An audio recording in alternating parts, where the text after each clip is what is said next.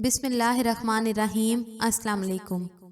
آپ صلی اللہ علیہ وآلہ وسلم نے فرمایا، مگر میں نے آج شب دو اشخاص کو خواب میں دیکھا کہ وہ میرے پاس آئے اور میرے ہاتھ کو پکڑ لیا اور مجھے ایک مقدس زمین میں لے گئے۔ چنانچہ ہم چلے تو ایک گھڑے کے پاس سے ہمارا گزر ہوا۔ وہ مثل تنور کی طرح تھا، منہ اس کا تنگ تھا اور پیندہ اس کا چوڑا تھا۔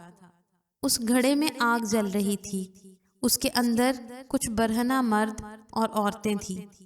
جب آگ بہت بھڑک اٹھتی تو وہ لوگ بھی اوپر کو اٹھ جاتے، یہاں تک کہ نکلنے کے قریب ہو جاتے۔ تو میں نے پوچھا، یہ کیا ہے؟ تو ان دونوں نے مجھ سے کہا کہ آگے چلیے۔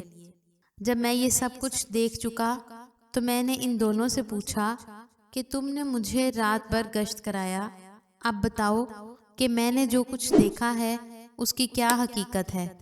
تو انہوں نے جواب دیا کہ ہاں، ہم بتاتے ہیں۔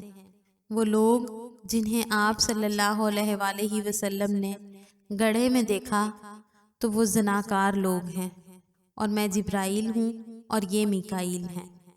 یہ صحیح بخاری کی حدیث نمبر 1386 ہے۔ یہ اس طویل حدیث کا ایک حصہ ہے، اس کا بقیہ حصہ آئندہ ویڈیوز میں انشاءاللہ شیئر کیا جائے گا۔